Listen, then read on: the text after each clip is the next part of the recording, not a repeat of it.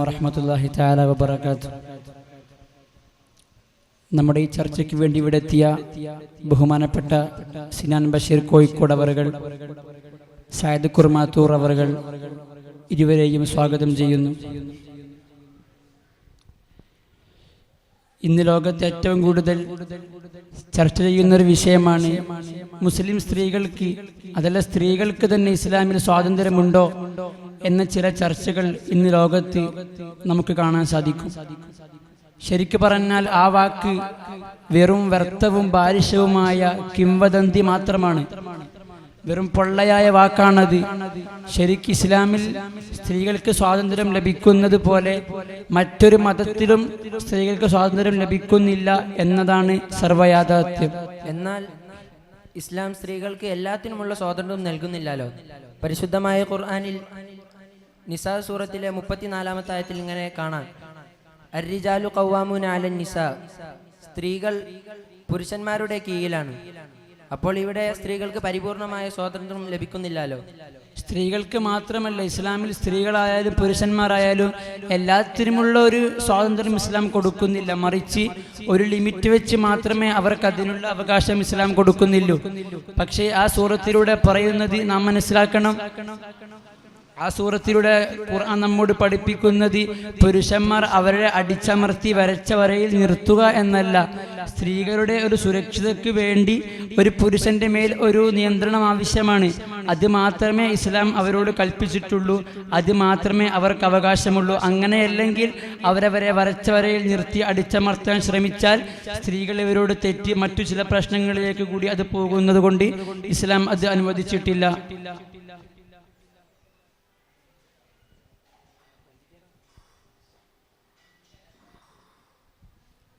ഞാൻ മറ്റൊരു ചോദ്യം കൂടി ചോദിക്കാം.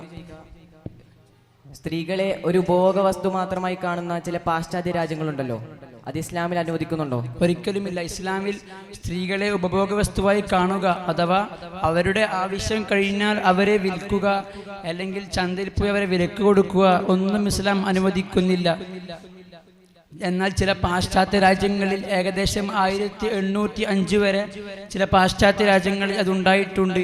പക്ഷെ പരിശുദ്ധ ഇസ്ലാം ഒരിക്കലും അതിന് അനുമതി കൊടുക്കുന്നില്ല എന്നതാണ് നമ്മോട് ഇസ്ലാം പഠിപ്പിച്ചത്.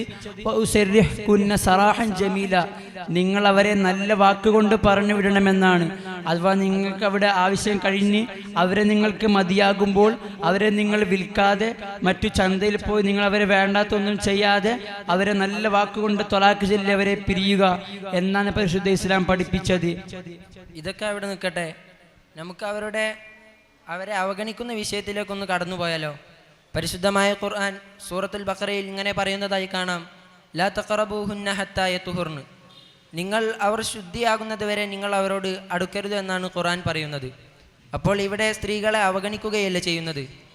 ഒരിക്കലുമല്ല. ഖുർആൻ അവിടെ നമ്മോട് പഠിപ്പിച്ചത് നിങ്ങൾ സ്ത്രീകളോട് അടുക്കരുത്, തീരെ അടുക്കരുത് എന്നല്ല, മറിച്ച് നിങ്ങൾ അവരോട് ലൈംഗിക ബന്ധത്തിൽ ഏർപ്പെടാൻ പാടില്ല എന്നാണ് ഇസ്ലാം പഠിപ്പിച്ചത്. അതല്ലാതെ നിങ്ങൾ അവരോട് അടുക്കരുത് എന്ന് ഇസ്ലാം പഠിപ്പിച്ചിട്ടില്ല. മഹദിയായ ആയിഷ ബീവി റളിയല്ലാഹു അൻഹയ്ക്ക് ഹൈദുണ്ടായ സമയത്ത് മഹാനായ നബി സല്ലല്ലാഹു അലൈഹി വസല്ലമ തങ്ങൾ അവിടുത്തെ മടിയിൽ തലവെച്ച് കിടന്ന ചരിത്രം നമുക്ക് ചരിത്ര താളുകളിൽ കാണാം. എന്നാൽ ഇന്ന് നാം മനസ്സിലാക്കേണ്ടത്, ഇസ്ലാം ഇങ്ങനെ ഒരു സ്വാതന്ത്ര്യം കൊടുക്കുമ്പോൾ മറ്റു ചില മതങ്ങളിൽ അവർക്ക് മെൻസസ് ഉണ്ടാകുന്ന സമയത്ത് അവരെ വീട്ടിൽ കയറ്റാതെ അവരെ നല്ലവണ്ണം അവഗണിക്കുന്നൊരു സാഹചര്യം വെച്ച് നോക്കുമ്പോൾ ഇസ്ലാം അതിൽ അവർക്ക് വളരെ ഒരു സ്വാതന്ത്ര്യമാണ് കൊടുക്കുന്നത്. അവർക്ക് അതിനുള്ള കാരണം, എന്തേ ലൈംഗിക ബന്ധത്തിൽ ഏർപ്പെടാതിരിക്കാനുള്ള കാരണം അതും ഇസ്ലാം പഠിപ്പിക്കുന്നുണ്ട്. ചില ആരോഗ്യ പ്രശ്നങ്ങൾ ഉണ്ടാകുന്നത് കൊണ്ട് മാത്രമാണ് ഇസ്ലാം അതിനവർക്ക് അവസരം കൊടുക്കാത്തത്. നിങ്ങൾ ചിന്തിക്കുന്ന അതൊക്കെ നിങ്ങൾ തെറ്റുതിരുത്തേണ്ടതുണ്ട് ഇൻഷാ അല്ലാഹ്. ഇനി വിദ്യാഭ്യാസത്തിന്റെ കാര്യത്തിലേക്ക് വരുമ്പോൾ, സ്ത്രീകളുടെ വിദ്യാഭ്യാസത്തിന് ഇസ്ലാം അനുവാദം നൽകുന്നുണ്ടോ? തീർച്ചയായും ഉണ്ട്. സ്ത്രീകൾക്ക് പഠിക്കാനുള്ള അവസരം ഇസ്ലാം കൊടുക്കുന്നുണ്ട്. ഒരിക്കലും അവരോട് ഇസ്ലാം പഠിക്കേണ്ട, നിങ്ങൾ വിദ്യാഭ്യാസം നേടേണ്ട എന്ന് പറഞ്ഞിട്ടില്ല.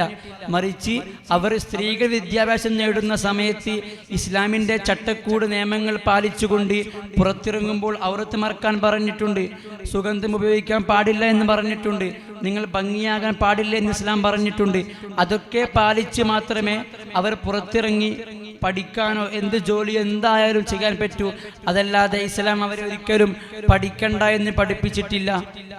അവസാനമായി സ്ത്രീകളുടെ അനന്തരാവകാശത്തിലേക്ക് കടന്നാലും അവിടെയും ഇസ്ലാം അവരെ തരം താഴ്ത്തുന്ന പോലെയാണ് നമുക്ക് കാണാൻ സാധിക്കുന്നത്.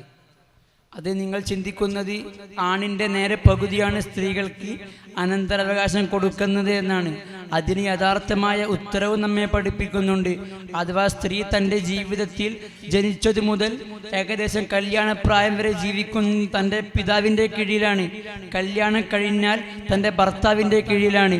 വലുതായി കഴിഞ്ഞാൽ തൻ്റെ മക്കളുടെ കീഴിലാണ്. ഒരിക്കലും സ്ത്രീ ജീവിതത്തിൽ ബുദ്ധിമുട്ടുന്നില്ല. നേരെ മറിച്ച് പുരുഷനെ നാം നോക്കുമ്പോൾ ജനിച്ചു കഴിഞ്ഞ് കുറച്ചു കാലം വാപ്പയുടെ കീഴിൽ ജീവിക്കും. പിന്നെ വലുതായി കഴിഞ്ഞാൽ വിവാഹത്തിൻ്റെ സമയത്ത് പെണ്ണിന് കൊടുക്കേണ്ട മഹറും കല്യാണ ചെലവുമെല്ലാം നോക്കേണ്ടത് പുരുഷനാണ്. ഭാവിയിൽ തൻ്റെ ഉമ്മാനെ നോക്കേണ്ടതും ഈ മകൻ്റെ കടമയാണ്. അതെല്ലാം വെച്ച് നോക്കുമ്പോൾ പുരുഷന് തന്നെയാണ് ഇസ്ലാമിൽ ഏറ്റവും കൂടുതൽ അവകാശവും പുരുഷന്മാർക്ക് തന്നെ അനന്തരാവകാശവും കൊടുക്കുന്നുണ്ട് എന്നതാണ് ഇവിടെ യാഥാർത്ഥ്യം. ഇൻഷാ അല്ലാഹ് ഇത്രയും പറഞ്ഞുകൊണ്ട് നമ്മുടെ ഈ ചർച്ച ഇവിടെ അവസാനിപ്പിക്കുന്നു. ആഖിറു ദഅവാനാ അൽഹംദുലില്ലാഹി റബ്ബിൽ ആലമീൻ.